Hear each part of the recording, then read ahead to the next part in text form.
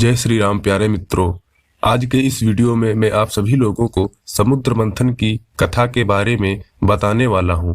दोस्तों, कथा को प्रारंभ करने से पहले मैं आपको ये बताना चाहूंगा कि समुद्र मंथन की कथा कुछ इस प्रकार से है कि एक बार कुछ ऐसी परिस्थितियां आन पड़ी कि असुरों और देवताओं को मिलकर समुद्र को मथना पड़ा।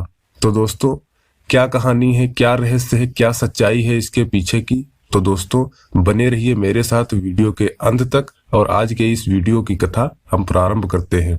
दोस्तों, एक बार की बात है, शिव जी के दर्शनों के लिए दुर्वासा ऋषि अपने शिष्यों के साथ कैलाश जा रहे थे।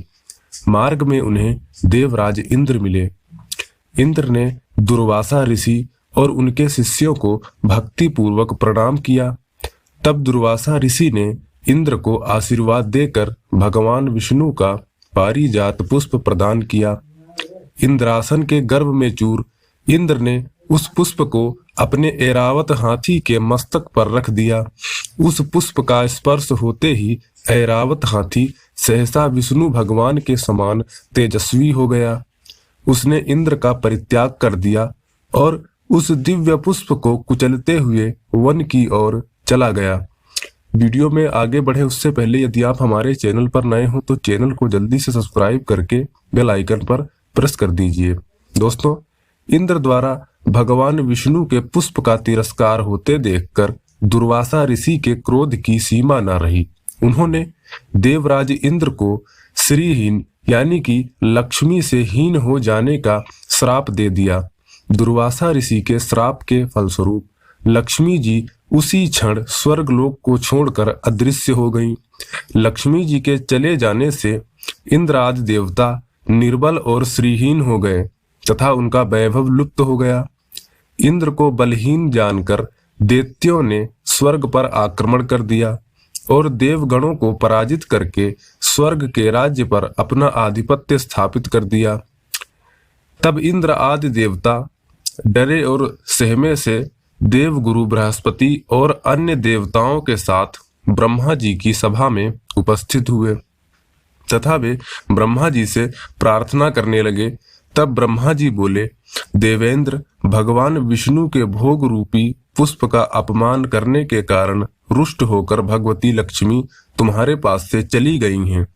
उन्हें पुनः प्राप्त करने के लिए और उन्हें पुनः प्रसन्न करने के लिए तुम भगवान नारायण की कृपा दृष्टि प्राप्त करो। उनके आशीर्वाद से तुम्हें खोया हुआ वैभव पुनः प्राप्त हो जाएगा। इस प्रकार ब्रह्मा जी के परामर्श से इंद्र भगवान विष्णु की शरण में पहुंचे। वहां पर ब्रह्म भगवान विष्णु भगवती लक्ष्मी के साथ विराजमान थे। देवगण भगवान विष्णु की स्तुति करते हुए बोले कि हे भगवान, आपके श्री चरणों में हमारा बारंबार प्रणाम है। भगवान, हम सब जिस उद्देश्य से आपकी शरण में आए हैं, कृपा करके आप उसे पूरा कीजिए। दुर्वासा ऋषि के श्राप के कारण माता लक्ष्मी हमसे रूठ गई हैं और दैत्यों ने हमें पराजित कर स्वर्ग पर अधिकार कर लिया है। अतः अब हम आपकी शरण में आए हैं। आप ही हमारी समस्या का निदान कीजिए और हमारी रक्षा कीजिए। भगवान विष्णु त्रिकालदर्शी हैं। वे पल भर में ही देवताओं के मन की बात जान गए।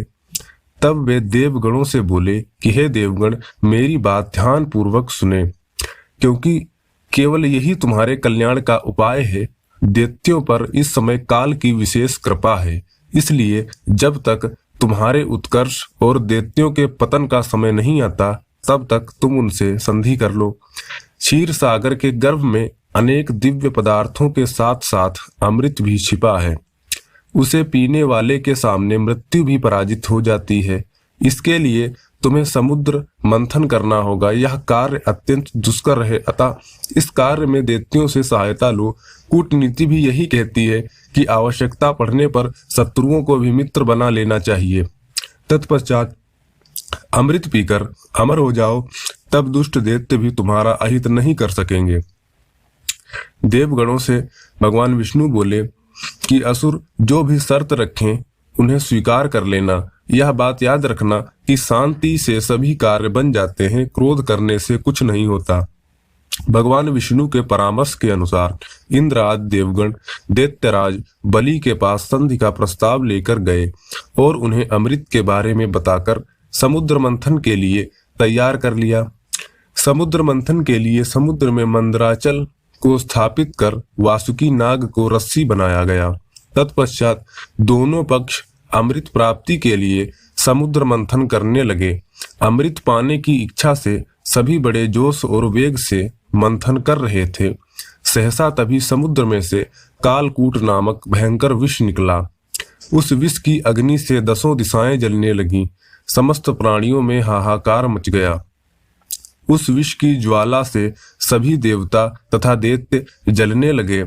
इस पर सभी ने मिलकर भगवान शंकर से प्रार्थना की। उनकी प्रार्थना पर महादेव उस विष को हथेली पर रखकर उसे पी गए, किंतु उसे कंठ से नीचे नहीं उतरने दिया। उस कालकूट विष के प्रभाव से शिव जी का कंठ नीला पड़ गया, इसीलिए महादेव जी को नीलकंठ कहते हैं। उनकी हथेली से थोड़ा सा विष पृथ्वी पर टपक गया था, जिसे सांप, बिच्छू आदि विषैले जंतुओं ने ग्रहण कर लिया। विष को शंकर भगवान के द्वारा पान कर लेने के पश्चात फिर से समुद्र मंथन प्रारंभ हुआ। दूसरा रत्न कामधेनु गाय निकली, जिसे ऋषियों ने रख लिया। तत्पश्चात फिर उच्चेश्रवा घोड़ा निकला, जिसे दैत्यराज बलि ने रख लिया। उसके बाद ऐरावत हाथी निकला, जिसे देवराज इंद्र ने ग्रहण किया। ऐरावत हाथी के पश्चात कौस्तुभ मणि समुद्र से निकली, उसे भगवान विष्णु ने रख लिया। फिर कल्पद्रुम निकला और रंभा नामक अप्सरा निकली। इन दोनों को देवलोक में रख लिया गया। आगे फिर समुद्र को मथने से लक्ष्मी जी निकली। लक्ष्मी जी ने स्वयं ही भगवान विष्णु को अपना वर चुन लिया। उसके बाद कन्या के रूप में वारुणी प्रकट हुई, जिसे दैत्यों ने रख लिया। फिर एक के पश्चात एक चंद्रमा, पारिजात वृक्ष तथा शंख निकले और अंत में धन्वंतरी वैद्य अमृत का घड़ा लेकर प्रकट हुए। तो दोस्तों, यह थी समुद्र मंथन की कथा। यह कथा आप सभी लोगों को कैसी लगी वीडियो में कमेंट करके बताना ना भूलें। और यदि आप हमारे चैनल पर नए हैं तो चैनल को जल्दी से सब्सक्राइब करके बेल आइकन पर प्रेस कर दीजिए, क्योंकि मैं इस चैनल पर इसी प्रकार के कंटेंट और वीडियोस हमेशा लाता रहता हूं। तो दोस्तों, इसी प्रकार की कथाओं को सुनने, जानने और समझने के लिए बने रहिए हमारे चैनल पर और जुड़े रहिए हमारे चैनल से। धन्यवाद। जय श्री